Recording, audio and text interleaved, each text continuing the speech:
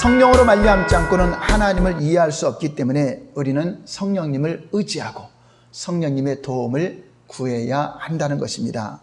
하나님이 뜻하시고 작정하신 것들은 성령에 의해서만 우리 영혼을 살리시고 영혼과의 영적인 관계를 통해서 이 땅에 우리에게 알려주시고 가르쳐주시고 인도하시는 것입니다. 여러분, 봄이 오면 모든 나무에 물이 오릅니다. 줄기에 물이 오르고 가지에 물이 올라서 잎이 나고 꽃이 피게 됩니다. 그런데 뿌리가 죽어버린 나무는 봄이 와도 물이 흐르지 않게 되고 아무런 현상도 나타나지 않고 죽은 나무 그대로 있습니다. 나무의 봄은 뿌리로부터 시작해서 온 가지까지 번져가는 것입니다. 뿌리가 먼저 봄을 맞이합니다. 뿌리가 살아있다면 뿌리가 먼저 물기를 빨아올려서 그 진액이 줄기를 통해서 가지로 보내고 가지는 잎을 내고 꽃을 피우는 것입니다. 뿌리가 살아있다면 물을 빨아올려서 나무에서 여러 가지 현상들이 나타나게 된다고 하는 것입니다. 이와 같이 우리 영혼이 예수 그리스도를 믿고 살아난다면 그 영혼의 뿌리로부터 하나님의 말씀이 하나님의 물을 받아들여서 우리 삶의 당연한 변화, 생명의 역사를 나타내게 된다고 하는 것입니다. 많은 사람들이 하나님으로부터 복을 받기를 원하고 있습니다. 하는 일마다 형통하고 특별히 하나님이 복을 주셔서 자기의 계획과 뜻을 성공하기를 원하고 있습니다.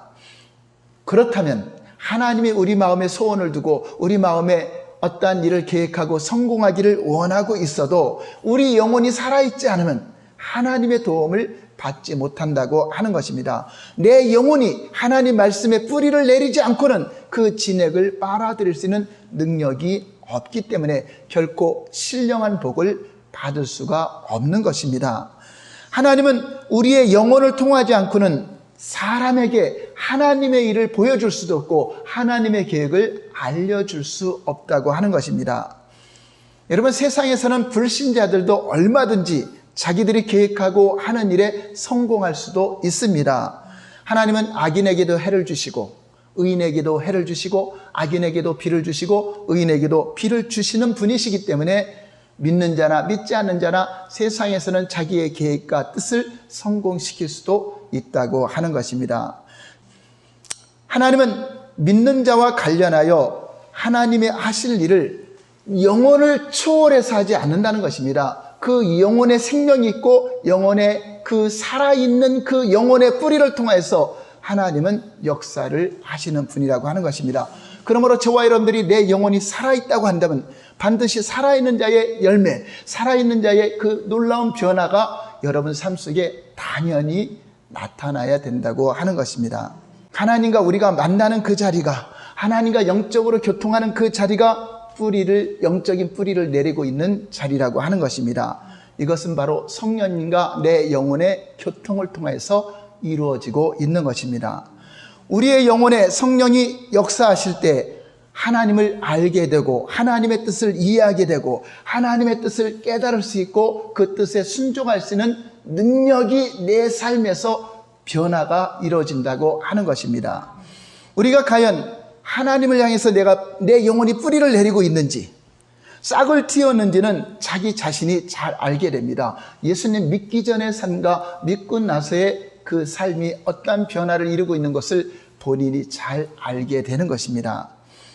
여전히 교회를 1년, 2년, 3년, 10년을 다녀도 세상 사람과 동일하게 살고 있다면 그 사람은 그 믿음을 점검해 보아야 한다고 하는 것입니다. 살아있는 뿌리는 하나님과 맞닿는 부분부터 그 뿌리가 나오기 때문에 하나님을 만나게 해줘야 되고 예수 그리스도를 믿고 제사함 받아 그 영혼이 살아나게 해야, 그 영혼이 살아나야 성령께서 관여하시고 성령께서 접촉하시고 그 영혼의 뿌리를 하나님께 내림으로 말미암아 하나님이 주시는 물을 잘 빨아들여서 진액을 빨아들여서 자기 삶의 풍성한 생명의 열매를 맺게 된다고 하는 것입니다. 인간은 영이 있기 때문에 하나님의 성령에 의해서 감동할 수 있고 성령에 의해서 하나님의 뜻을 이해하기도 하고 성령에 의해서 하나님과 교통하며 함께 동역을 할 수 있습니다. 그러나 짐승은 영이 없기 때문에 아무리 복음을 들려주어도 소용이 없고 성령의 감동된 말씀을 전해주어도 아무런 변화가 없습니다.